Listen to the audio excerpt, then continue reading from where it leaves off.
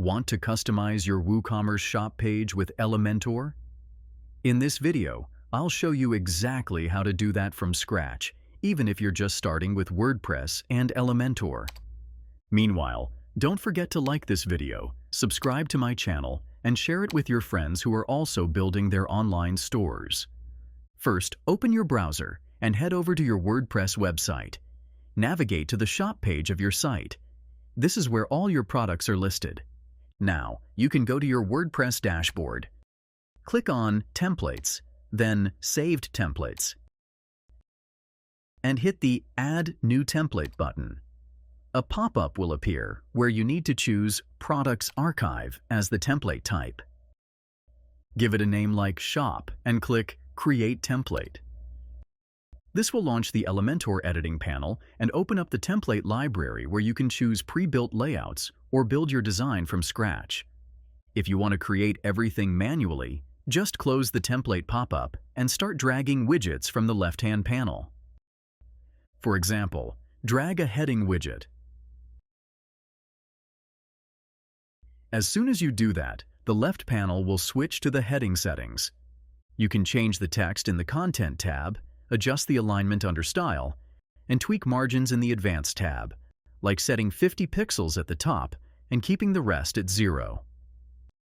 Now let's bring in the Products widget. Once dragged into the page, you'll see your products appear with images, prices, and other details. The left panel will now show the product settings. Make sure to toggle on options like Pagination, Allow Order, and Show Result Count so your users have a smooth browsing experience.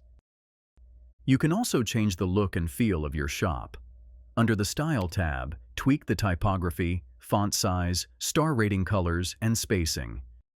You can even customize button backgrounds, change border radii to make buttons more rounded, and align everything perfectly for a cleaner, more professional appearance. Scroll down to adjust the pagination background color and explore the Sale Flash option.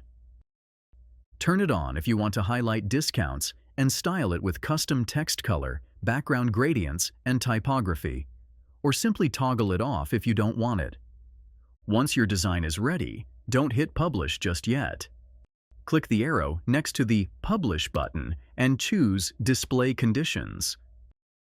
A pop-up will appear where you'll need to click Add Condition, then choose Include and All Product Archives. Click Save and Close. And that's it. Your custom shop page is live. Remember, the video only shows how to create this page and leaves out the designing part, because designing is completely up to your personal choices. If this video helped you, make sure to like, subscribe, and share it with your fellow WordPress enthusiasts.